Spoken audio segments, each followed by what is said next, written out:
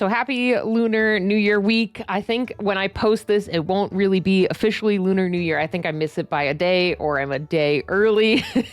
My time is all messed up. But either way, I wanted to do a special Monster Mash video to celebrate the Lunar New Year and do a really fun combination of last year's animals and this year's animals. So for the Monster Mash for this year, I wanted to combine both like the elemental and lunar animal signs together. So we're going to kind of have like two elemental animals that we're going to mash together. But first off, last year's was a wood snake. So we're going to start with that. And then this year's is a fire horse. So I'm going to jump in. I'm going to get some references going of like a couple of cool snakes that I'm thinking of and some different like horse references. And let's make a cool wood snake fire horse. Let's jump in and get some sketches going. All right, let's jump into a good old-fashioned Monster Mash. We haven't done one of these in a little while, so I was excited to jump in and do this. So thank you to everyone who sent me messages seeing if I would do something exciting for the Lunar New Year.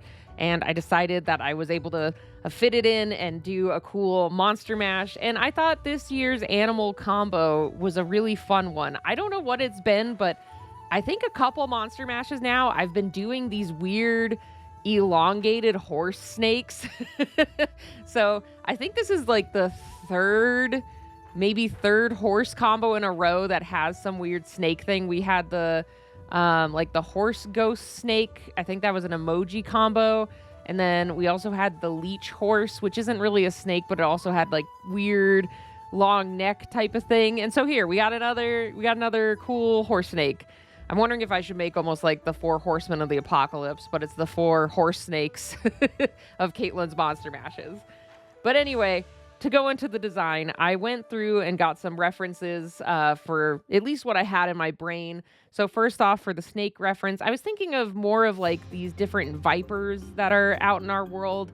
They have some really cool scale texturing, as well as some of them almost have like spikes above their eyes and on their faces. And I thought that would be really cool to capture in the face of this combo as well.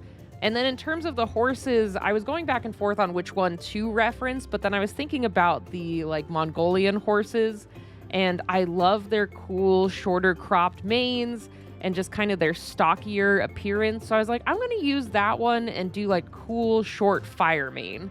So after gathering my references, I was also brainstorming how I wanted to combine these elements. I knew I wanted fire to be a very primary element for this one since the new year is a fire horse.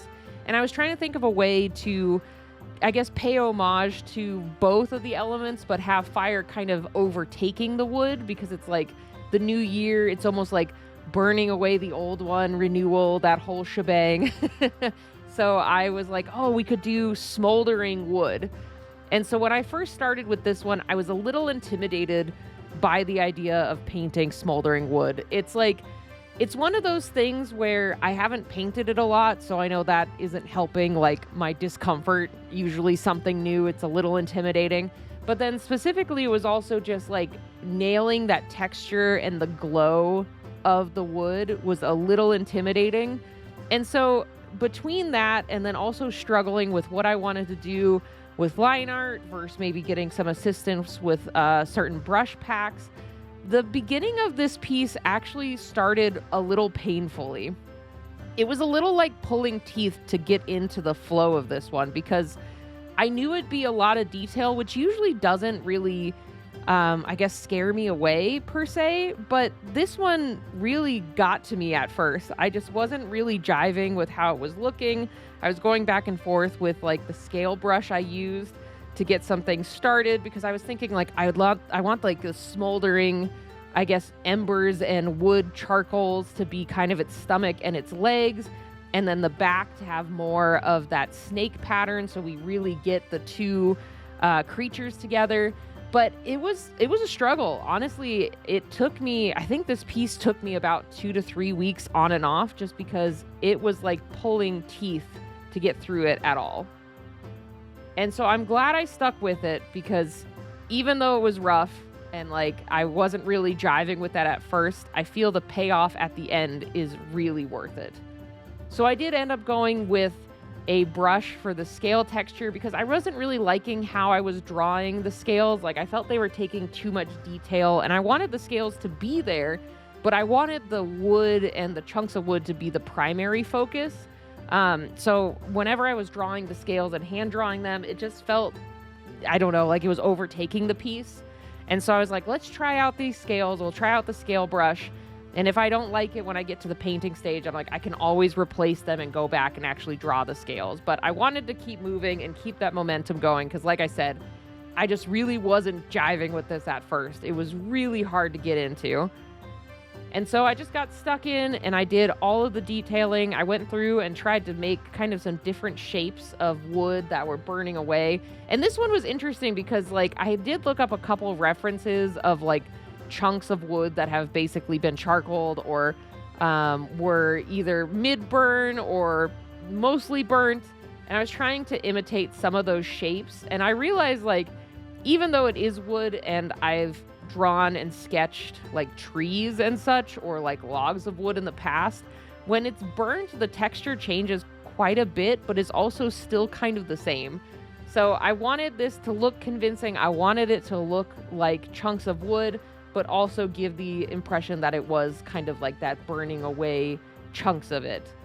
So I do feel some of these ended up looking like rocks, especially during the line art phase. And I think that was also because like when wood kind of burns away, they do become these chunks that look like little stones or boulders. But in the line art phase, this was another thing I think that was making me go a little crazy was I was like, this doesn't look like wood. I was going insane because I was drawing them and I'm like, these look like boulders, these look like rocks, or like it almost looks like I'm getting ready to make almost like a magma horse. Like all of these are little chunks of rocks that are floating along a magma pool. And I'm like, that's not the vibe I want. And so again, I just had to stick with it. I was like, I'm going to just power through this. I feel this is the right direction, even though it doesn't look like it right now. So I was like, I'm going to get through this line work and get to color because I had a really good feeling that once I got to color, it would all start to jive a little bit better. But man, getting there was tough. And so in terms of color, I started with making the whole base thing an orange because that's kind of like an in-between color for the fire. It's not like the bright yellow or the dark red. And then it was time to get in and really paint all of the chunks of wood. And so I started with, again, a kind of in-between color where I'm like, this is like the middle tone of the wood. I was going to add some darker darks and some of that ashy gray color to the wood overall, so that I could give that impression that some of the wood was more burnt away or less burnt away. So I'm like, I just got to start with some type of base color. So I went with this kind of bluish gray and just filled in all of the chunks of wood. And then from there, I just did a select all tool and started layering and experimenting with some different brushes. I ended up going with, I think this was a dry gouache brush that's in Clip Studio Paint. It's just one of the default brushes. And I was like, all right, we're going to start with that kind of slightly lighter color. When I was looking at my references, I felt like it went from, like, in terms of what the wood burning chunks look like, there was a darker, kind of more burnt dark wood, and then there was this kind of midpoint of the kind of bluish black that I put over the whole creature. And then before it would get to that ashy gray, there was kind of this in-between blue. And I'm like, all right, if I go through and I add that in-between blue first, and then I'll go back over it again with that ashy color, and then further go over it again with that smoldering ember, like kind of those inner glowing veins of the fire that are like further into the wood. I'm like, we're just going to have to build it and see how it turns out. So I had a plan in mind, but it was also just trusting the process and like trusting my gut because, like I said, I've never drawn burning wood before and I've never painted it. And I've been trying really hard to be better about observing and studying from reference. So I'm glad that I tried this layering and just kind of slowly built each piece up and just tried adding those different colors and layers as I went.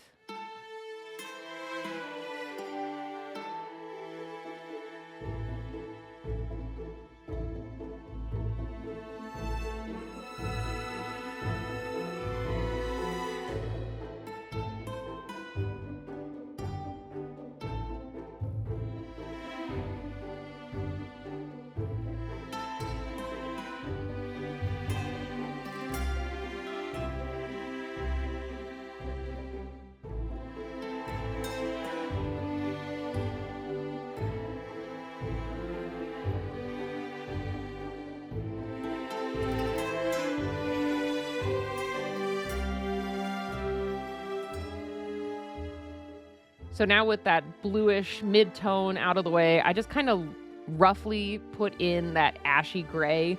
This was what was hard because it was almost giving like a highlight effect to it, but I knew those were going to be kind of those more burnt chunks of the wood that were slowly like disintegrating and ashing away. And I'm like, I'm just going to really roughly put them in because I knew I was also going to go on top of that with those reds and yellows to try to give the impression of that inner burning of the wood. So again, trust the process. Just go with it and experiment and try some of these new things, because this middle point, I was in another stage of like, I was jiving with it and I liked how it looked, but it was like, this was kind of like the ugly stage. And I'm like, all right, I just got to get through it. We're going to add those yellows and add those highlights. And I felt it was really going to pay off, but it was in this like in between very rendered area and not rendered area. So I just had to build it and be patient with it. And then finally, it was on to the main chunk of the body. So I isolated the scales on their own and kind of just did an overlay and added some of those reds and oranges and tried to almost give it a pattern of like having those spots and speckles that would be on a snake's scale body. And I didn't want it to really take away from the wood, but still have kind of a similar color and feel to it overall. And then behind it, I wanted to build up that orange a bit more. I didn't want it to just be a solid orange. I wanted it to feel like there was fire behind those scales.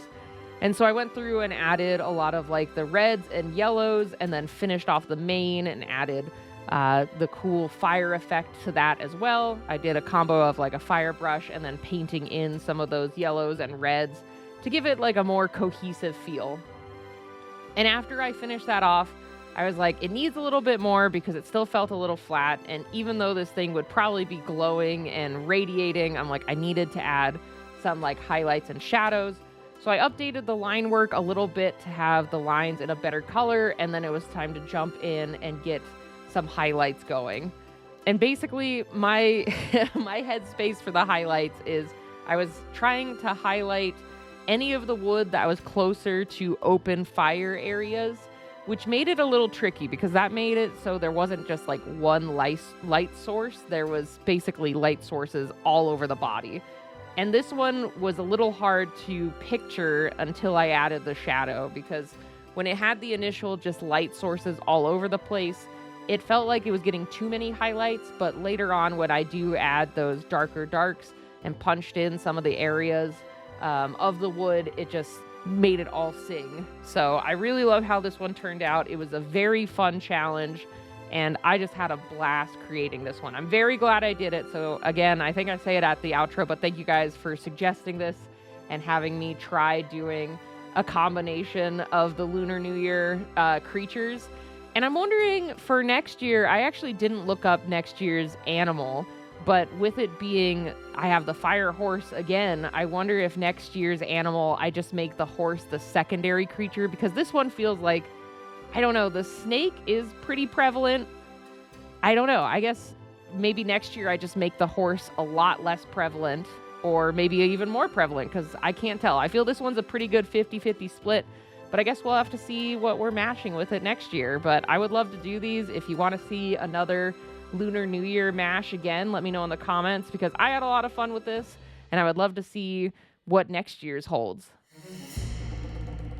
And there we have it. I am so pleased with how this turned out. Honestly, when I started, I think I already talked about this earlier, but when I started this piece, it was a little bit like pulling teeth. I don't know why, but I just couldn't really get into it at first. And I just like really pushed through and just kept going. And then there it was, like I finally hit a stride, and I was really excited to like color the different like kind of smoldering wood look and have like the cool fire effect. And I feel I learned a lot from this piece. I've never really painted like a smoldering wood type of thing, but I think the texture turned out pretty well.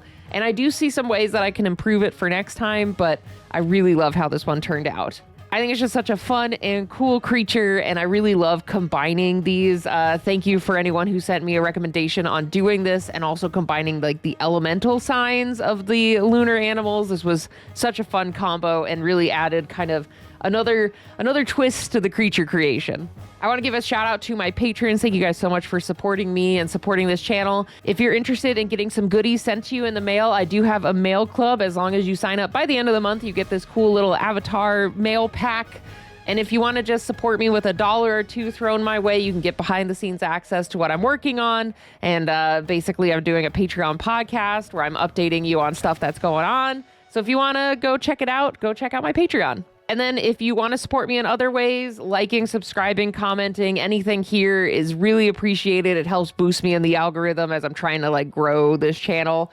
So anything you can contribute for that would be super appreciated. And then if you want to give a stab at this design, like maybe you make your own wood snake fire horse, I would love to see it. So if you post on socials, make sure to tag me. And if you want to join, I have a Discord community. I'll put a link right here. But you can join the Discord community and share it amongst your fellow community members, and we can all chat about our cool wood fire horse snakes. Nailed it. But either way, thank you guys again so much for stopping by, and I will see you all next time. Bye, everybody.